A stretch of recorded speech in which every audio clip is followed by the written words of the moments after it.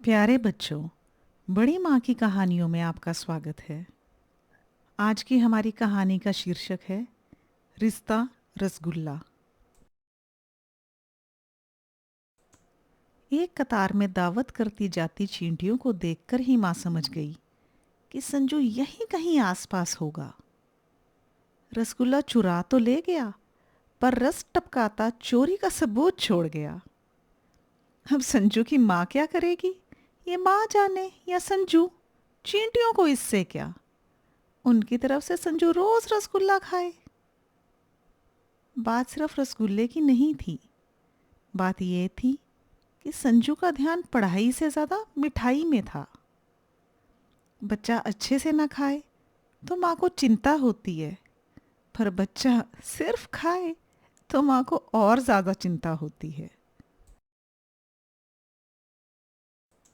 School से लौटे दोनों भाई बहन सृष्टि और संजू को माँ फल काट कर देती तो संजू कहता, नहीं काटो, नहीं, बस 2 संतरे दे दो।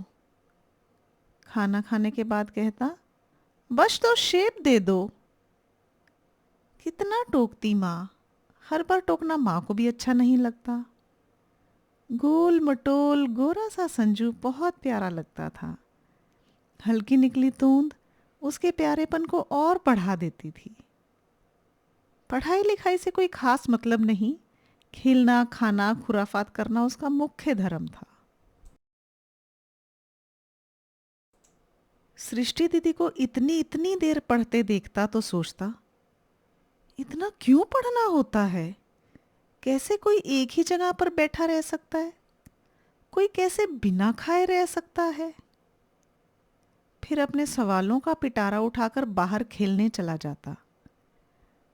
खेलने का शौक था, पर खेलने में तेज नहीं था। हल्का वजन ज्यादा होने की वजह से दौड़ में भी बाकियों से पीछे रह जाता। दोस्तों ने मजाक उड़ाना शुरू कर दिया। रुद्र भैया ने चिढ़ाते हुए उसे बुलाया, देखो वह आ रहा है, रिश्ता रसगुल्ला। बच्चों ने ताली बजाई, हाँ में हाँ मिलाई, सबसे नाम की पुष्टि कराई कि संजू का नाम आज से है रिश्ता रसगुल्ला।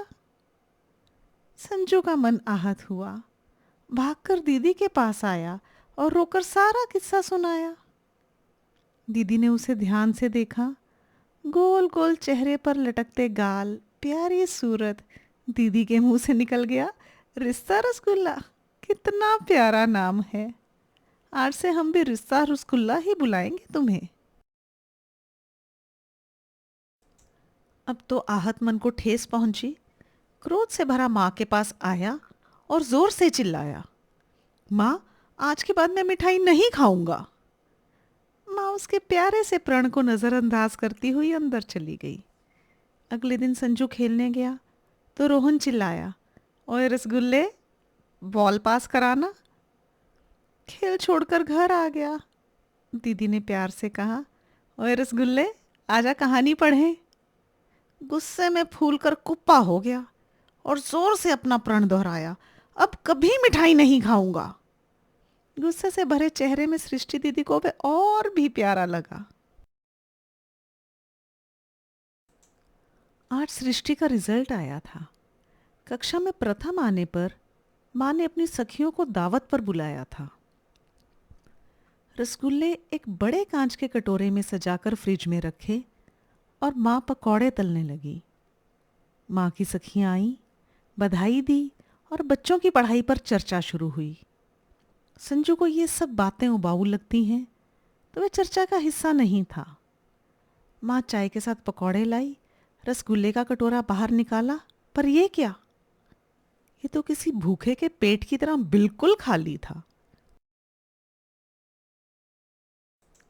रिश्ते रस का पीछा करती माँ एक अलमारी के पीछे पहुंची और संजू को बैठा पाया। क्रोध में घूर कर संजू को देखा। संजू सहम कर बोला, सिर्फ 7 रसगुल्ले ही तो खाए हैं। संजू के भोलेपन पर माँ का गुस्सा भी उड़ गया था और माँ की सखियां भी खिलखिला पड़ी थी। संजू को रसगुल्ले से कोई अलग नहीं कर सकता, कोई उसे कितना ही चिढ़ा ले कि वह जा रहा रिश्ता रसगुल्ला।